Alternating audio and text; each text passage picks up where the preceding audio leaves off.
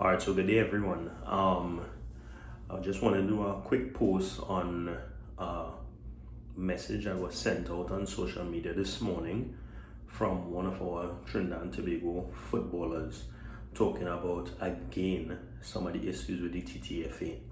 So, as always, like, share, and subscribe as we learn more about Trinidad and Tobago football. And let's get into it. So this morning, I saw someone sent it to me, so I don't know if it came out today or yesterday. Asha James, which is a female footballer for Trinidad and Tobago, played recently with Defence Force, and I think it was in her off season, but she is actually plying her trade out there in Kazakhstan. And I'll go ahead and read her post, and then we'll talk a little bit more about it afterwards. So it starts with, "Good morning. I don't know which is worse. The fact that both the men and women's senior teams application went out the same time last year, yet only the men's team coach got selected, or the fact that the women's senior team has World Cup qualifiers starting in a little over 2 months, which is in November, and we are still yet without a head coach. For me as a player, it says a lot," and she has a lot in caps. "When you see the president making comments like there's ample time to get ready, yet gave the senior men's team almost a year with a coach to gain some momentum and chemistry, while the women are dormant." Again, this is in caps. 2 months is never enough to prepare for a World Cup, sir. A World Cup. World Cup. That's literally how she has it written in caps. Anyway, let's see if we would even get 2 months. The rate this downward trajectory has been going towards women lately. So here she speaks about the issues with the women's national team. In doing a little bit of research, I realized this is the third time she spoke about it. She mentioned that we are on the cusp of World Cup qualification for the women's team in November. She said she spoke about it in July. I think she spoke about it also in March or April or something. So here is a spokesperson for the women's team crying out to the TTFA basically to get things right and put things in place for them, so that again we would all have the best shot to qualify for the Women's World Cup. This is the third time, and it has once again gone unanswered so far. I keep asking, and I mentioned it in a previous video also, what is this TTFA doing to help Trinidad and Tobago football? Again, we failed at the U14 level. We failed at the U15 level.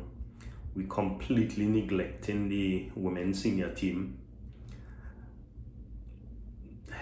Everything is on the 2026 campaign, and first window we got 1 point out of 6. I'm still extremely upset about that, but it is what it is. Yeah, so where has this TTFA taken us? What has it done differently? When they got into office, they said that the grandparent law would be updated and they would get things sorted out. It is still in the process of being updated, and we are on the last stage of the World Cup qualifiers for the men's team. So yeah, quickly I just wanted to highlight that. And I know I speak to a lot of people who are extremely savvy in the football world. Is there something we can actually even do, or is it that we have this TTFA in place and we have to live with this TTFA until the next elections? Because as she said, we are spiraling down, and is very easy to see. We have no plans in place. We have done nothing positive with Trinidad and Tobago football. We brought in our head coach, and honestly, I want to say we're wishing on a star right now. Dwight York is a star, has always been a star as a football player, but we're wishing on a star right now, and that is literally the only thing this TTFA has done.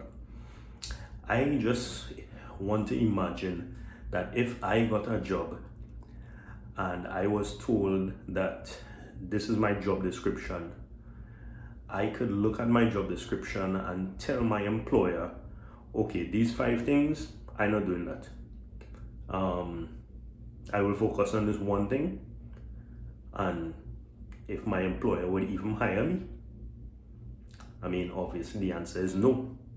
But that is exactly what this TTFA is doing. This is an elected team who are supposed to lead Trinidad and Tobago football, all aspects of Trinidad and Tobago football. And they are literally telling us, without telling us, the only thing I care about is the 2026 male campaign, and that is it. And again, we can't do anything in terms of, well, I don't know if we could do anything, but as far as I understand, there's nothing we could do.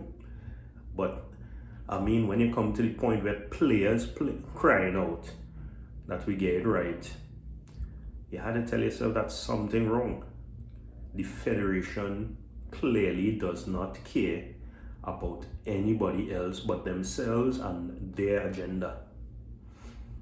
And currently their agenda is 2026 male football. So again, starting this because that was very upsetting to see again with the TTFA.